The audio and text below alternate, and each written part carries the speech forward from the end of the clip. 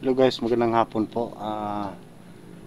Yan, dito po tayo sa area kung saan po natin matagpuan yung Mahiwagang Balon po guys, kasi may banta po na kukunin po ng mga bandido po yung bungo na binasag po natin sa balon. Binasag po natin at hinulog natin sa balon po guys, kaya kailangan bantayan po natin ngayon dito guys, no? Makasakali na may kukuha sa basag na bungo. So sana guys ay hindi po sila magtagumpay sa mga plano po nila ngayon. Si Creepy siguro susunod po siya dito ngayon, kasi tinatawagan ko po siya na bantayan namin yung balon, kasi delikado po makuha po nila ulit yung balon, bungo po guys. Kaya bantayan po natin. Hindi natin alam, no, kung ano pa po yung magagawa ng bungo pagkatapos ng nilublob ko po siya sa tubig balon po guys. Kaya hindi din natin alam kung bakit kahit nilublob na po natin sa balon at nagpupursige pa rin sila na kukunin nila ang bungo guys. Kaya yan ang dapat na hindi po makuha po nila guys. Ayan, umpisa na po yung ulan, kaya maghanap tayo ng pwede natin sisilungan ngayon.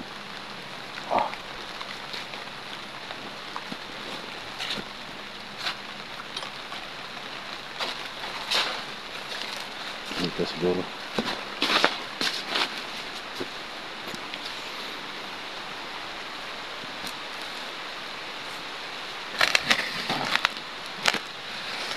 Lang po ng mga taga-subaybay po nating video, Luzon, Visayas, Mindanao. Shout out po sa inyong lahat, magandang tanghali. So ayan, sisimulan na po natin yung pag-iikot sa lugar guys, kung saan may banta po na kukunin ang bungo. So sino po, good luck sa ating lahat, God bless.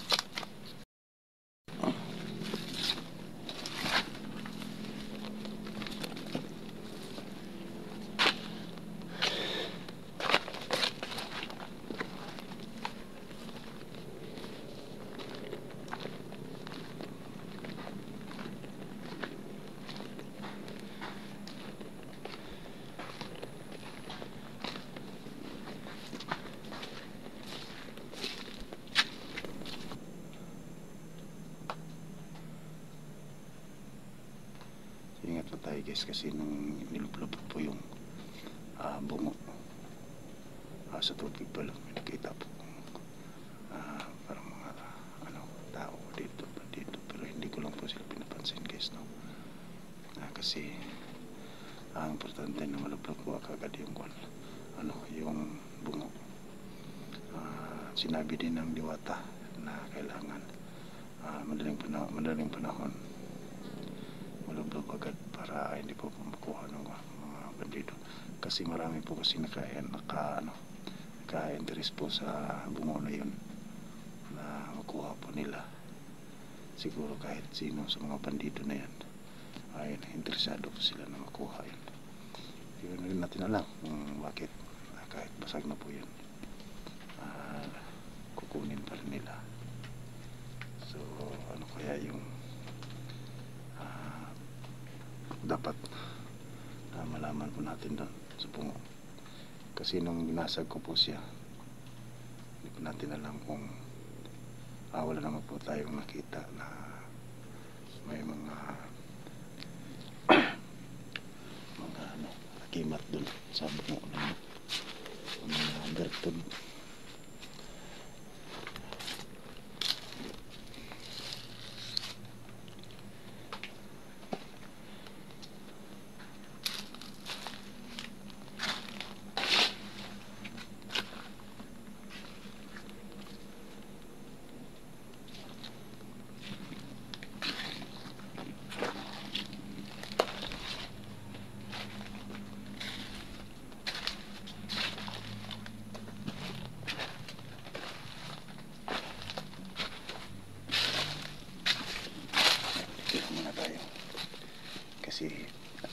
Dito pa lang guys, pag may lumapit sa may wagang balon, makikita na po natin. Pero maya maya lang malapit po tayo dun. Titingnan natin yung ano na po yung nangyari sa bungo na nilulunod po natin dun.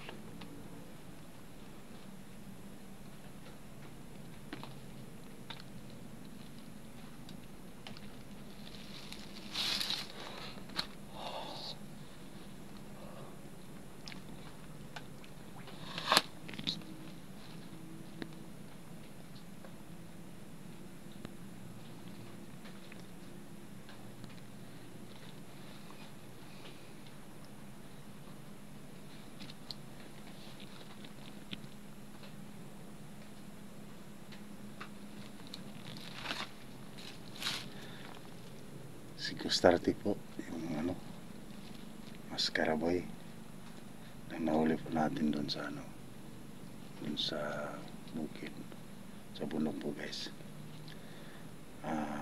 Yun,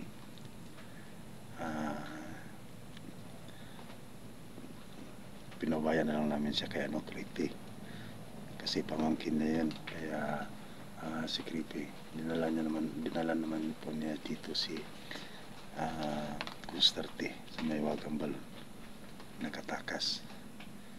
Kaya kung nakatakas man si Gustarte dito sa area na to, parang paikot-ikot pa lang po siya dito sa area na to. Kaya ingat po tayo guys, mahirap din kalaban si Gustarte, pero pamalo lang katapat niya.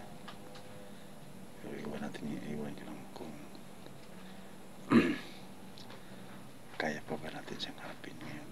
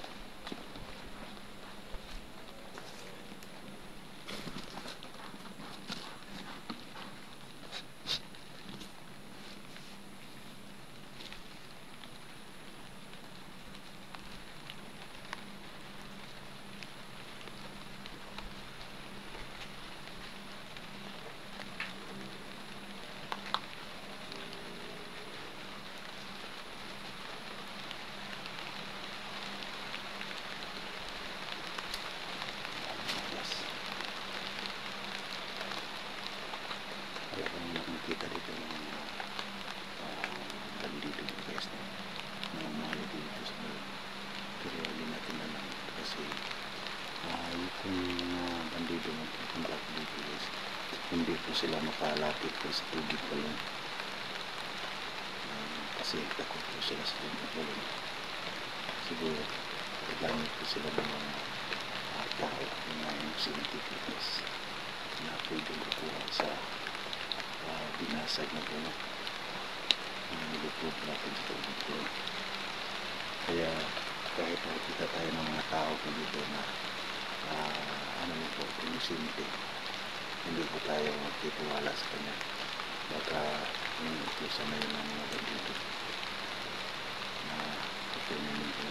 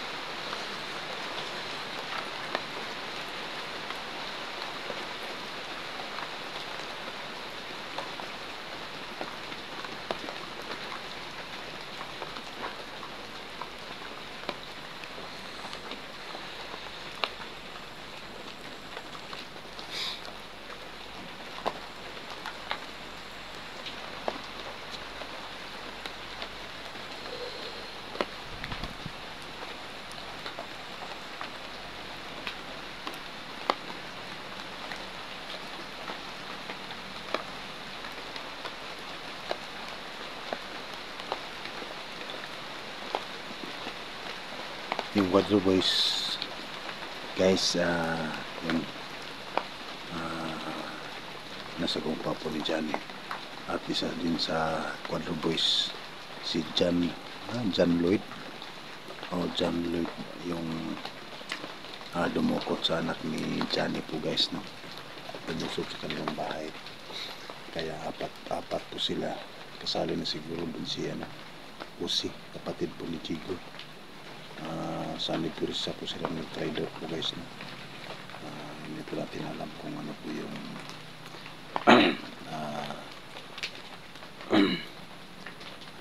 na pasok sa kanilang mga kukote. Bakit sila nag-trader? Hindi kaya na ano na rin po sila sa mga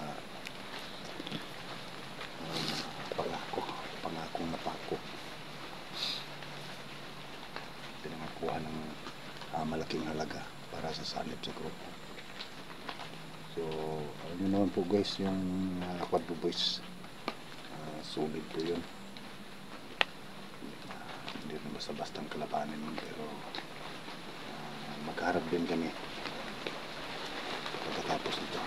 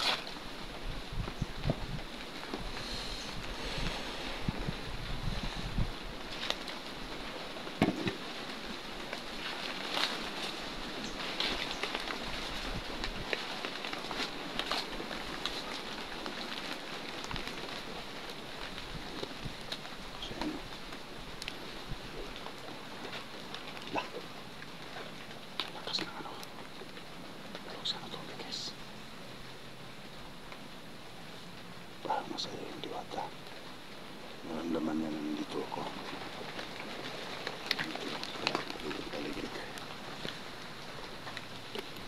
Mahal na Diwata, magandang hapon. Ako po na parito ngayon.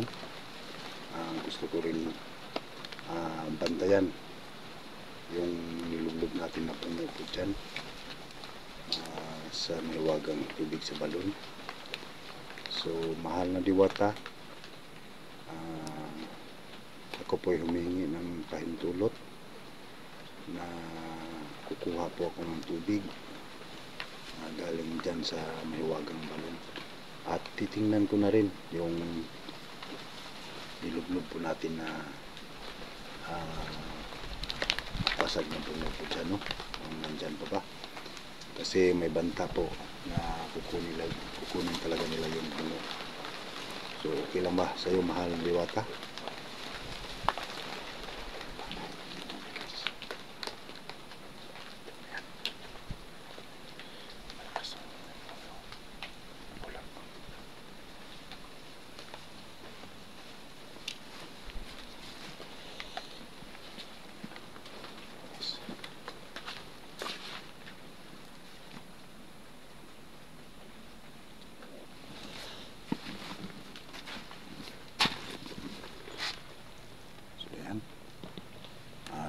Nandito na lang tayo. Yan na lang. Kunin siguro natin yung mga saging dyan sa may wagang balon.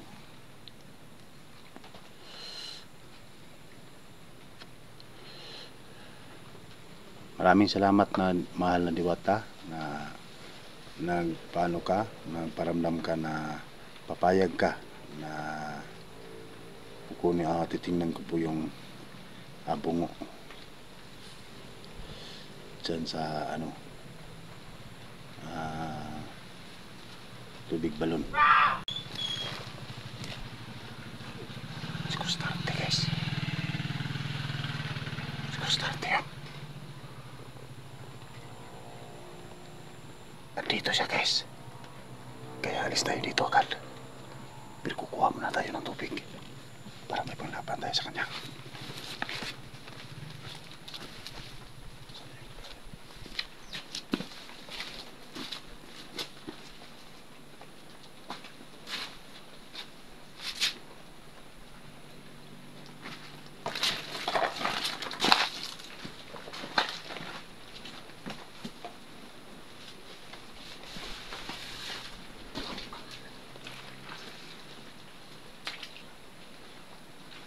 Diwata, hihingi ako ng tubig kasi nandyan dito po si Tostarte.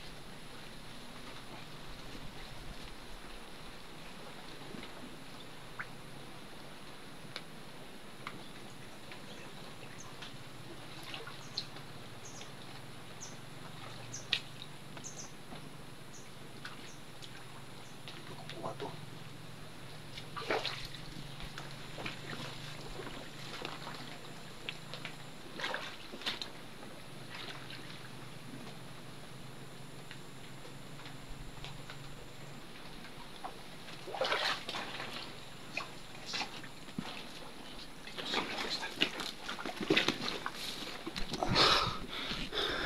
Bilisan natin.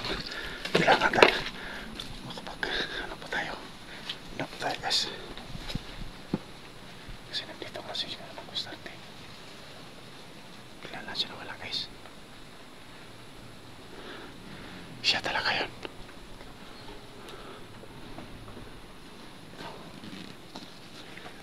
Parang nandyan na si Crepe. Pero mas mabuti po siguro bago tayo alis dito, titignan natin yung bungo.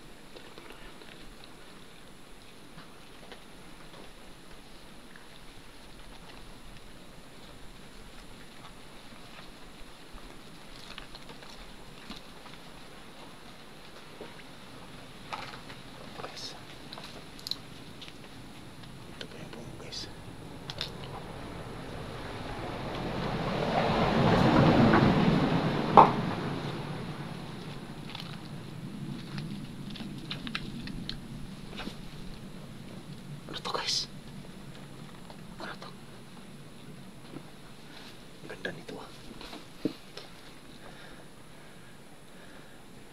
Hindi kaya ito yung dahilan kung bakit gustong kunin to ng mga bandido. Masali to dito sa bato. Masala. Wala naman to pag yung binalot ko. Nasa ko yung kwan.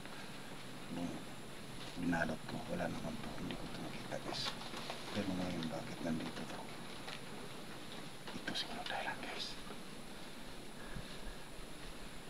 Kaya dapat kaya natin ito.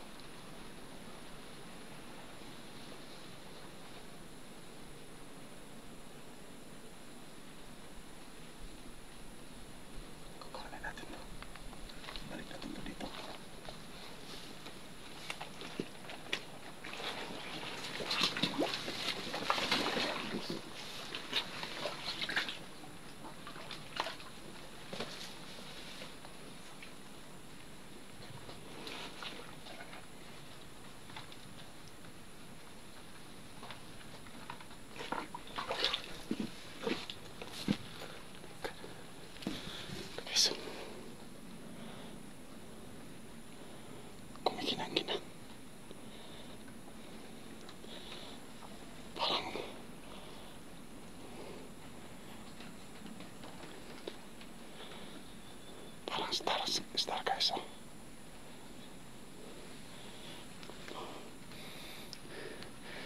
Kailangan itago ko to.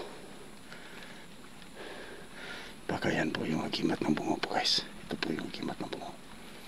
Sana dahil nailublog po na ito sa balon, hindi na po ito magamit ng iba.